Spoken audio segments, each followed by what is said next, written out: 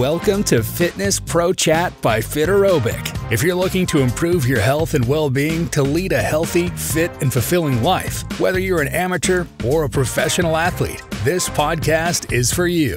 We'll dive deep into the world of health and wellness, backed by scientific evidence, by bringing in expert advice, practical tips, and inspiring stories through our insightful interviews and engaging discussions. Now, on to the show. Hi, I am Alok, and I'm your host at Fiterobic. Welcome to Fitness Pro Chat, the podcast by Fiterobic. It's amazing to speak with Vijeta Goyal, a dietitian, wellness coach, and diabetic educator for more than 15 years. She has been assisting people in leading a healthy lifestyle by combining ancient Indian wisdom with modern diet to make adoption of nutrition and healthy lifestyle easy, fun, and sustainable. Let's welcome Vijeta for an engaging discussion today. Jump into this discussion with Vijeta and let us learn more about her fitness and nutrition journey. And so here's the first one for you, Vijeta. How and when did you decide into becoming a professional who helps people transform their lifestyle and lead a fulfilling life? This started by my birth. Okay, so my family is into the medical field, especially. My dad, my brother is all into the medical field. So I got the idea behind, I want to be in the medical field since birth, or when I just started getting the things. Okay, but if you will ask me how I started my nutrition journey or why I jumped into the nutrition, it's because of my father. My father was detected with Parkinson's like 16 years back. And that time, like 16 to 17 years back, there was no much of the medical support. And his condition was getting worse with all the symptoms getting aggressive and everything. So I was going through some of the doctors, neurologists and neurosurgeons, see how I can help him. So many of the doctors suggested that diet plays a major role in his Parkinson's. Correcting the symptoms, we can't reverse it, but definitely we can stop it or we can help with the symptoms. So from there, I started by the nutrition journey. And because of my father, I am here. And yes, it has been like 15 years I'm into this industry. So by God's grace, my dad's condition is also better. And now even the medical field has expanded so much. So we have medical equipments or the doctors available online and everything. So if you ask me about my nutrition journey, it's because of my father. So why I started it. People often feel that they can offset their calories by just consuming or spending more time in gyms or say running on the roads. But how exactly, say, nutrition plays a major role here is faster in your view? See, this is a totally myth, and I think you also, and at some point of time, I also have done that mistake. So even most of the time, many people does it the Saturday or the Sunday night. If they do little heavy carbohydrate diet or they party the next day, I see running them on the treadmill for the next 20 minutes more. Absolutely. But why this is not a good idea? This is absolutely not a good idea because your body doesn't work that way. Okay. So your body understands. You have to understand how your body works first of all. It's not only about the calories, counting calories, burning calories in or calories out, because this concept doesn't work. Because it doesn't take into the consideration how much physical activity you are doing, how much sedentary lifestyle you have, and what are the other activities need into the consideration to have a total outlook of the calories in and calories out. So if you want to have a transformation in terms of your physical transformation, you have to undergo your mental transformation also with the physical transformation. Right. If you have a lifestyle disorder or if you have lifestyle, it's like that in more of the sedentary, this can be corrected with your lifestyle changes only. Nothing else can do that. Okay. Today, if you had one pizza at night and next day, if you are running, it will lead to the more burnout and your body will get into the shock. Yes. So it's a negative effect on the body rather than having something positive out of it. So what I suggest, if you have like more carbohydrates or the more like party thing at night and next day you want to get back to your weight, so go back to your normal routine, increase your hydration, increase your fruits and raw vegetables, whole grains increase it, be a little more active rather than being sitting down or being a couch potato. So please move on, please move on, please move on. Because human body is not meant to sit for a very longer period of time. We need the good circulation, blood circulation. When you have a good blood circulation in the body, your toxins will be removed very effectively, and thus your fat loss and the weight loss will be little easier for you. I'll not say faster, but it will be easier for you. Yeah. And you said it right. Human bodies are born to move, because I also believe in the same. And I really sometimes add to it, like, please move. You are not a tree, right? So that's how I take this, and then try and practice it in my daily life, specifically. So and one of the things that you, I would say, very rightly said, that it's not about, say, eating at one evening a lot, and the next morning trying to burn off all the calories that you have consumed. So it just doesn't work that way. What happens is a slow process of making small changes, moving to more fruits and vegetables is important. Then drastically trying to do something, and then which leads to burnout. So a follow-up question that I have for you on this is: do you think a lot of misinformation that's there on nutrition, which is prevalent, I mean, on internet, and there are a lot of blogs being written, a lot of videos being created. So do you think this misinformation that exists, or especially on nutrition, which exists on internet, is really harming people right now, when they are trying to adopt, I would say, Definitely, absolutely. This is a very good question. And every day we come across these cases every day in our clinic and the hospitals.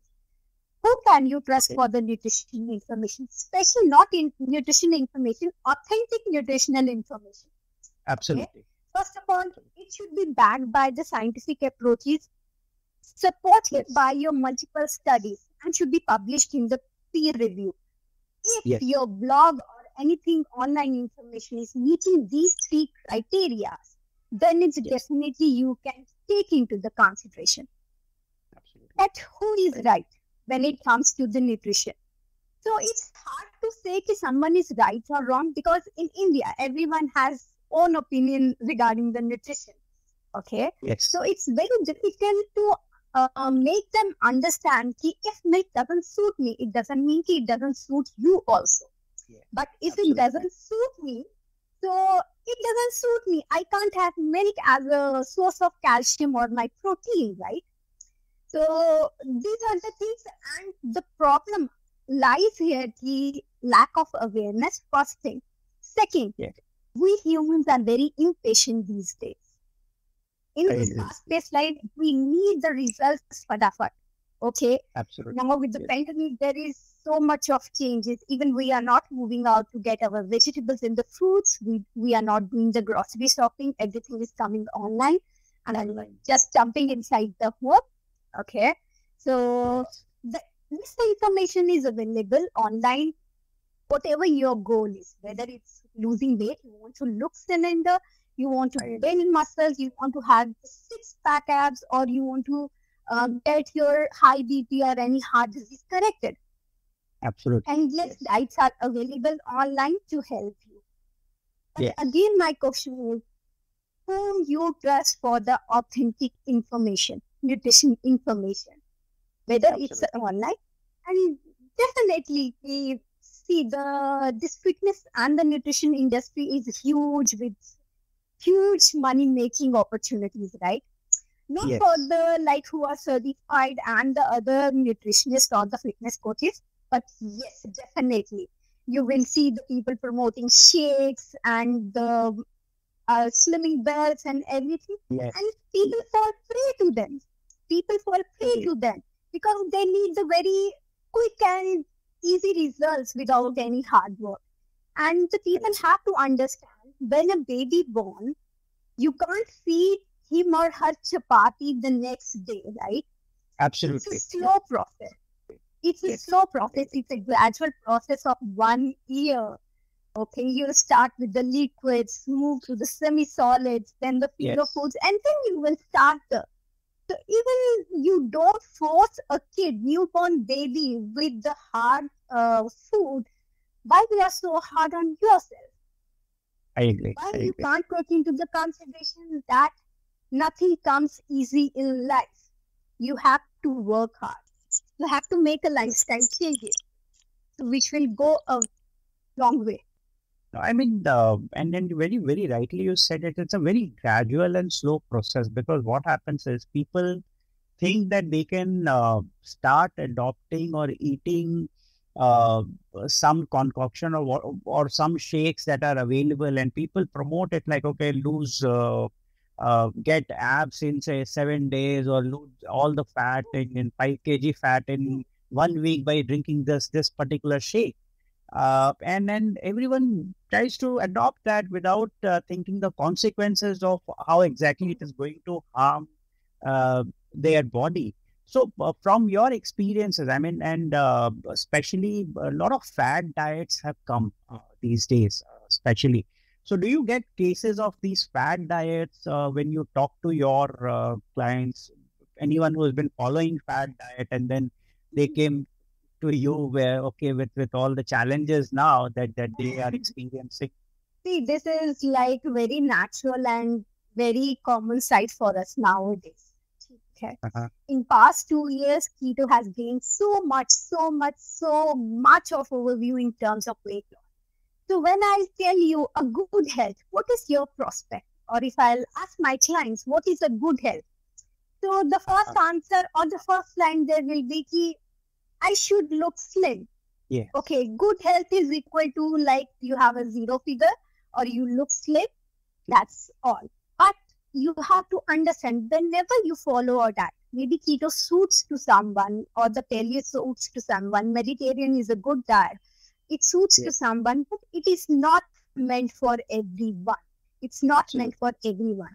So if I take the keto diet, the scientists or the doctors invented it, or it came into the existence for especially the epileptic cases, epilepsy people, Parkinson's people, Alzheimer's people, and the cancer patients, because their appetite was very low. They are not able to eat very frequently. And as a result of this diet, the after effect or the side effect, I'll say, it's the weight loss. So now we made it into the mainstream of the weight loss diet, which is wrong. And whenever you want to start a diet, you have to think whether these diets are sustainable for me for a longer period of time. Can I do it with my social life? Is it possible for me to do it with the social life? And keto is like, it's a low carb, like 50 grams of carbs in a with the high protein and the high fat diet. And if your cholesterol levels is already like shooting sky high, so it doesn't make any sense to go with the keto diet without any diet, right? And then comes your paleo diet and the other diets. So these diets, like, it's like a caveman diet. You have to go back to your hunter-gathering ancestors, right?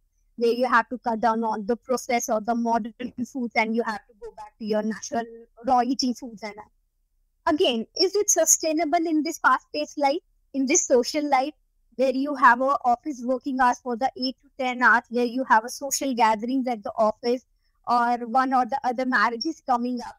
So we have to take all these things into the consideration, rather just looking, I'll get a weight loss in 15 days or the 1 month. What after? Okay, you lost the weight for the 1 month. You lost 6 to 7 kgs in a 1 month. What after 1 month? Yes. After 1 month, when you will bring back your chapati, your rice, your dal, your sambar, your rajma, your chole back. So whatever you have lost, you will gain back, right? I agree. These things are not sustainable, and a lot of money goes into it, because you have to buy this product, you have to buy that product. to support your health, you have to buy the supplements also. Are you ready to invest that much in a single piece of diet? Or you are just ready with the lifestyle changes? Yes, I have to eat some fiber, fresh fruits, seasonal whole grains. That will give me a good health, which I can sustain for a longer period of time or for my whole life. So you have to think before just jumping into the trend. My friend is doing the keto and he lost like 10 to 11 kgs. I have to go. Even nowadays, people have made intermittent also a kind of fad diet. Yeah, absolutely. Now then everyone, they will go for a vacation, come back, and like 10 days I'll be on the intermittent fasting. I'll lose weight. Yes, again I'll go back again. So this is, we call it as a yo-yo effect. Basically losing, gaining, losing, gaining. It's a vicious cycle which affects your organs. It affects your organs. It's not a healthy thing to do for the weight loss especially. Absolutely. I mean, I would say you're very correct, and especially with so many lifestyle diseases coming up like hypertension, diabetes, and then other heart-related problems. So I'm pretty sure. So, and especially like you talked about how these diets, following these fad diets like keto or paleo, can which is not designed for everyone, can lead to some of these say heart-related issues or lifestyle diseases. So how or what do you recommend to such say people who are following these diets, and how do you feel that they can come back to a normal nutrition program that is more balanced in nature and that can really help them come out of or at least try and reverse to some extent the lifestyle diseases that they have got into now? So this is a simple thing. If you want to do any diet, okay, you have a certain motive or something like that. First step is get in touch with some certified nutritionist or the professional. Check their credentials, because everyone is a nutritionist nowadays. So we can't trust everyone. Okay. Absolutely. Check their credentials. They will help you out. They will make you understand why you should not do that, because these blood parameters are not on the safer side. So I can't recommend that. Okay. And the best diet is the food approach, where you have to do the lifestyle changes. Again, lifestyle changes will stick with you for a longer period of time. Absolutely. Okay? Diets won't stick with you. So if you have a high BP, and I can't tell you to eat pizza every day if you have a high BP, right?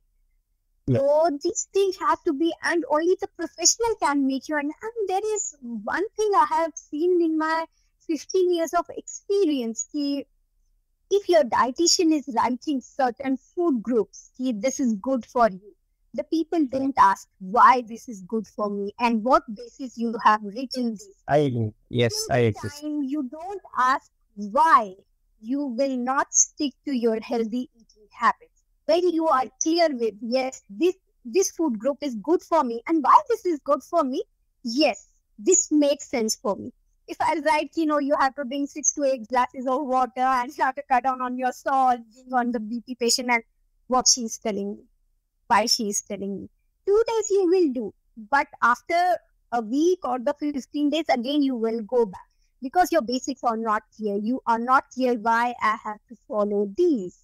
So start asking why. Whatever you are following, start asking why. So, I mean, and especially one of the things which you just mentioned is being consistent with the diet programs or nutrition program once they've identified a proper nutritionist or a dietitian, and also asking why. Right? So, from your perspective as a wellness coach, what are the key takeaways that you would want to share when it comes to maintaining that consistency in the program? Because often, I mean, the people have this tendency to go back to their own self. Okay, thoda sa samosa kha liya to kuch nahi hone wala types. So that is something that really needs to be brought under control.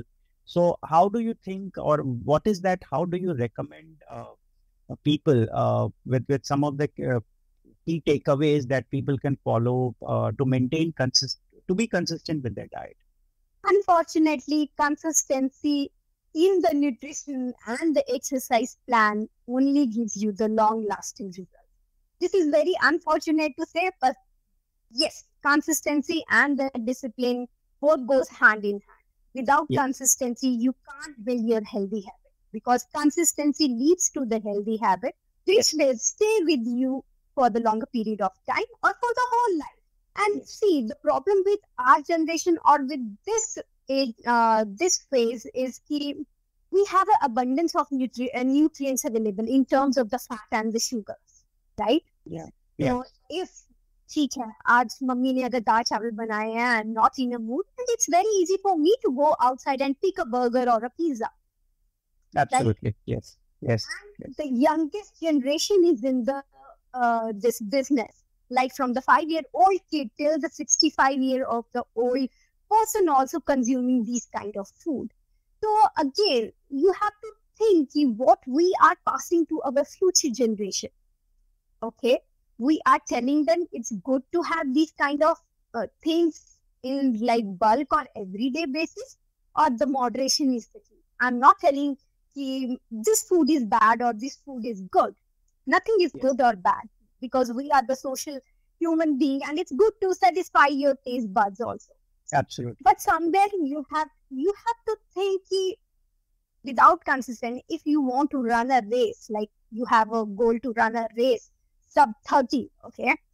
So how you will do that? You will decide today, no, I'll run 5K and I'll achieve that.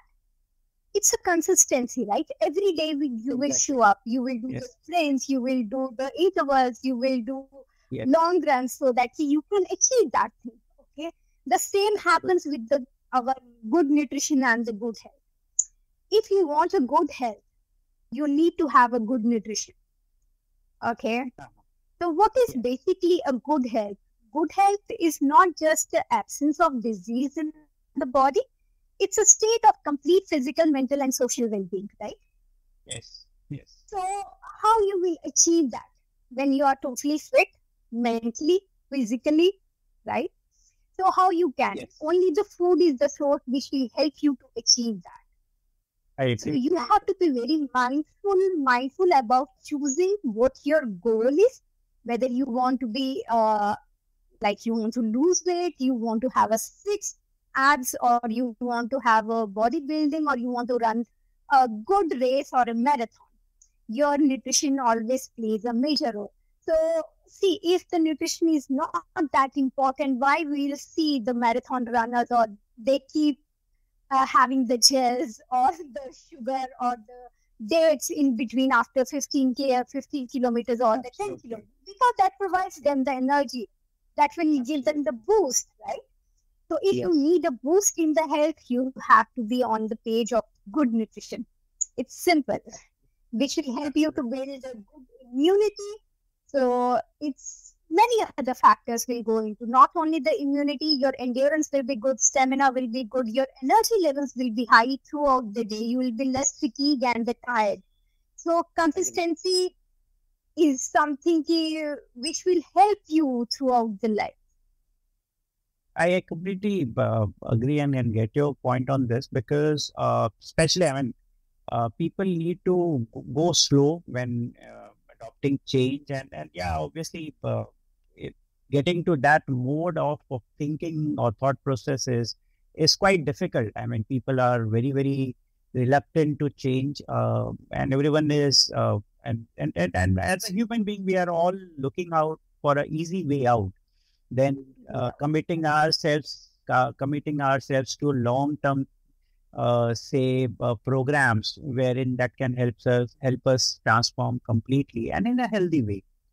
And since you are a diabetic educator, so I wanted to, and I think it would be very good for both of us to discuss what exactly, according to you, would be the first step to diabetes management at home. Because, especially in today's world, I would say almost every home, some or the other person is diabetic. And there are so many diabetic people now. So what, according to you, should be the first step towards diabetic diabetes management at home? See, the diabetes management, and India is known as the diabetic capital of the world. So if I take the data of like 2020, from 2017 till 2020, diabetic cases has increased by 25%. In India, especially affecting 70 million people. Oh. And the thyroid cases has increased by like 12%. So the lifestyle disorder definitely is on the rise. And the first step is, it's very simple. Maybe some people it's hard for them, but it's very simple. Please take your diabetes seriously. The first step for you to control your diet. Because see, if anyone in my family is diabetic and I'll ask them after the 3 months, how is your sugar levels or the HbA1c, it's little on the high side. So this statement shows that you are not serious about this condition. And the diabetes is the lifestyle disorder which affects your each and every cell and each and every organ of your body. Yes. So first step is start taking your diabetes seriously. Second one, know the ABC of diabetes. A means your HbA1c, which will give you the estimate of 3 months average blood glucose level percentage. Yeah. Okay. Yeah. So for a diabetic person, it should be below 7. Also below 6.5 is also very good. Okay. Know your blood pressure numbers. It should be under control. Cholesterol management, cholesterol levels or the parameter has to be under control. Okay. Your diet and lifestyle changes are must. Don't no self-medication and no self-diagnosis. Please stop the self-diagnosis and the self-medication. This can seriously harm. And when we say you have to do the diet and the lifestyle, I'll not say the diet, I'll say the nutrition and the lifestyle changes. It doesn't mean that you should have your energy levels good. You should feel less thirsty throughout the day. You should be less fatigued. Your recurrences of your urine infection or the wound infection should be less so that you can lead a healthy life. It's just not about to bring down your sugar levels. Okay? Because see, your kidneys, your liver, your eyes, everything is related to your sugar levels, right? So when you will bring down close to the normal, you can have a happy and healthy life being on the medication. Absolutely. So, thanks for that. Before we come to the close, so any nutritional nuggets for the audience today? Anything which you would want to share as a final key takeaways or nuggets that people can carry home from our discussion today? Final takeaways, I'll just go with my 5 thumb rules. Okay. Whenever in a day, if you want to maintain your healthy lifestyle or the fitness regime, this has to come to a first. Okay. Absolutely. The first one, it should be like your handful of the nuts in a day. Second one, 2 superfoods in a day. It could be amla, your ginger, your garlic, turmeric. But again, consult your nutritionist or your doctor before adding any supplements or anything. Okay. Yes. Third one, you fix to 8 hours of your sleep. It has to be a proper sleep, 2 8 hours. Your physical activity, 30 minutes of physical activity has to be there. 3 servings of your raw vegetables and 2 servings of the fruits has to be there in your diet. If you will make a fast whole day and a strong fast, so you can lead a very good and healthy life. So that is all my takeaway from this session. That's really brilliant, Vijeta, and it's great speaking to you. Thank you so much for your time. That's a wrap. Thank you for listening to Fitness Pro Chat by Fiterobic. We hope you had key takeaways from today's episode and learned something new. Don't forget to download and subscribe so you don't miss the next episode, and leave us a rating and review on your favorite platform. In the meantime, reach out to us on Instagram @Fiterobic or through our website, fiterobic.com. And remember, failures will only make you strong and better learned. Take care, stay healthy, and live a fulfilling life with Fiterobic.